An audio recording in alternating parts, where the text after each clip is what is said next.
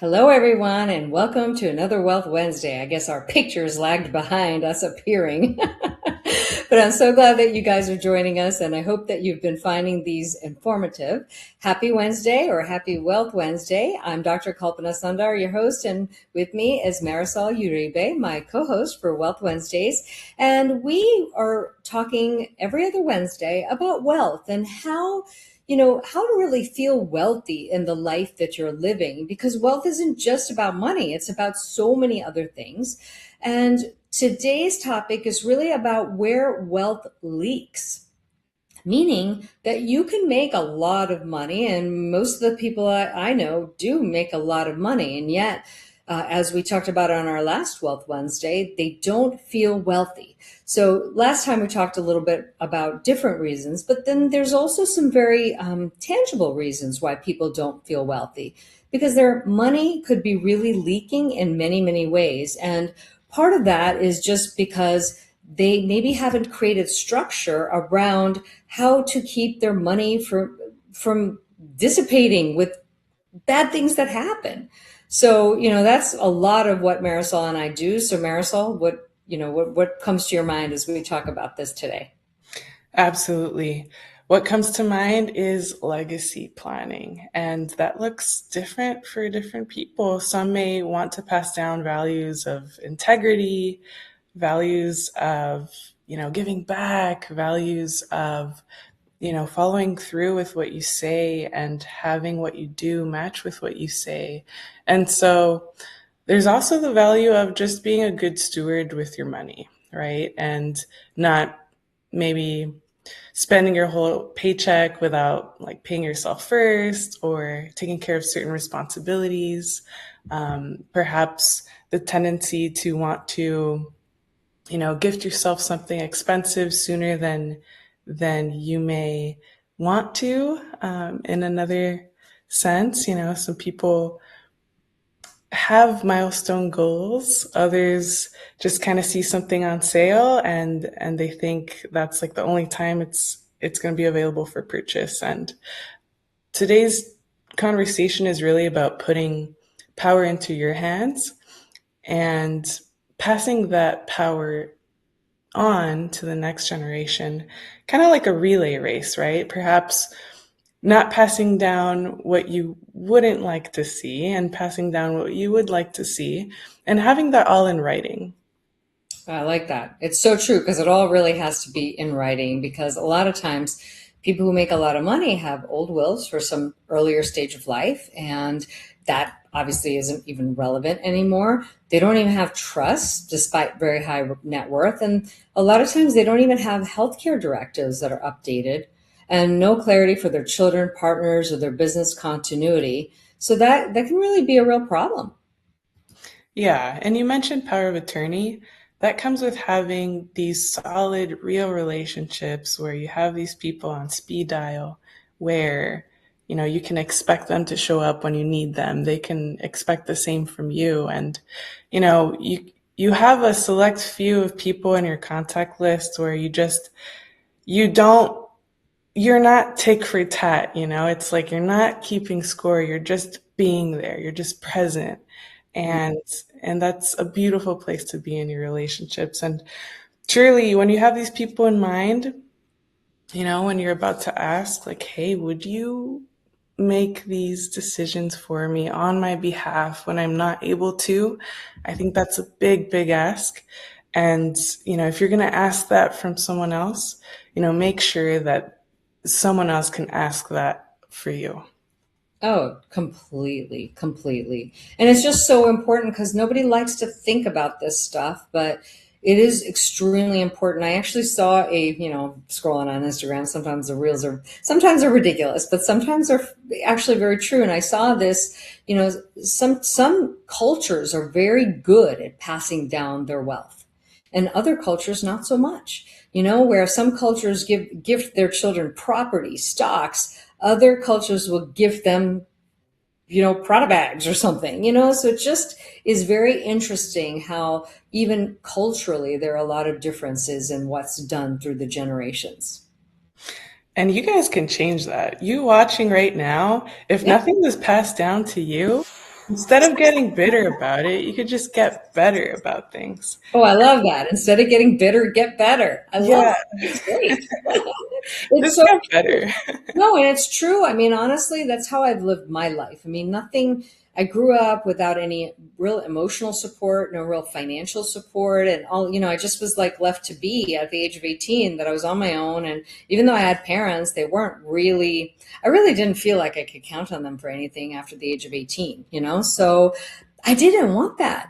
So I didn't get bitter. I got better. I have children that are, one's 27, the other's 24, and they know they can count on me. It doesn't matter how old they are. I'm still their parent, and they can Yeah, still count on me for whatever hardship that they face. So, I think that's a very great little phrase to take with you. that's beautiful. And truly, when you do have kids, they should be able to approach you with anything that they have questions about. And I think it's really neat that we're talking about this today, what you want to pass down, because think of it like a bowl, a bowl with a crack. You're going to spill the soup over time. And, sometimes you could catch things early where you could just, replace the bowl real quick. But other times, if you don't amend your powers of attorney, perhaps, you're not on good terms anymore for whatever reason, you need to update these documents. 100%. And, this really brings up a good point, because sometimes you could just sit here and make sure that you have all the money in the world. But if you don't have the right relationships, everything can feel very, very fragile, because when wealth without transition planning feels very fragile. And also wealth without solid relationships could feel very fragile. So there are a lot of people that I know that have children, but they have terrible relationships with their children. Most often, it's because they were focused on building money more than they ever focused on building that relationship. And at the end of the day, people say, "Oh, I've got children," but just because you have children doesn't mean they're going to show up for you. You have to build that relationship.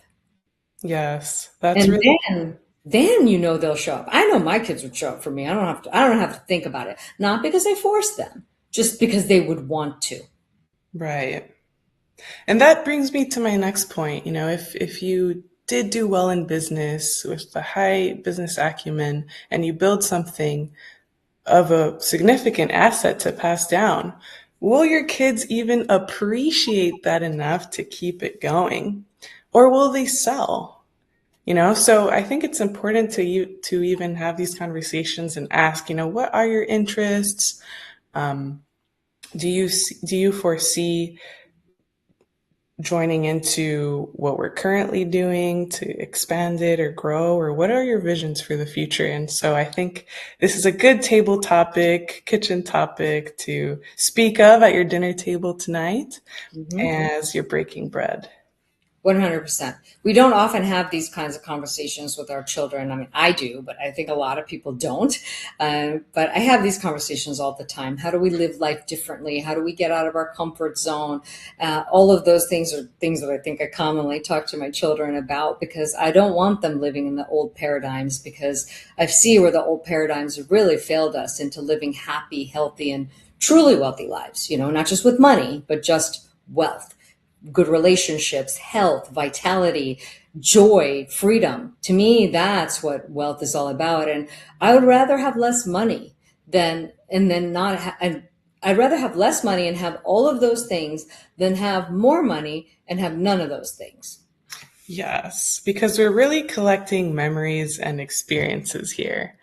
We're not going to take our bank accounts to our grave. Nope, not at all. Not at all. And never, never can do that. And it is really useless if you leave this life.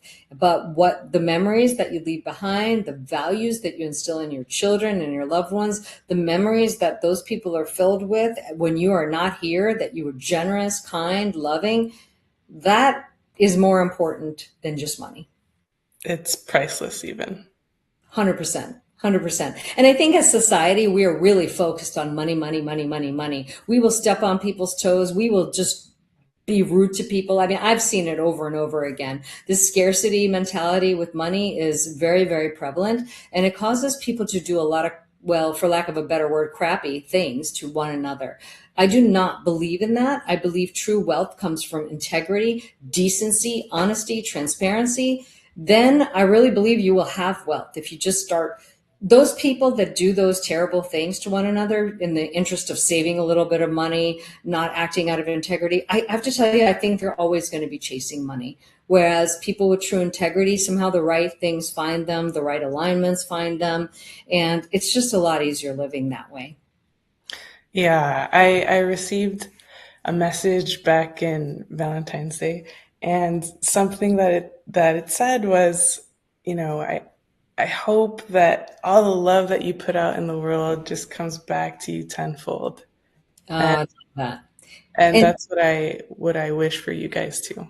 same. And really, all the money that you put out there too, doing good things, not just serving yourself, also may it come back to you 100, 1,000, a millionfold. Because whenever we start from a place of doing good things, the return on investment is always the highest that it could possibly be. It's not just a numbers game, it's an integrity, honesty, love game too. That's right. Amazing. Yeah, well, thank you so much, Marisol. What a great conversation. This was great. So, thanks everybody for joining us. We'll see you in another 2 weeks for another Wealth Wednesday. Have a great rest of the day. Bye, everyone. Bye.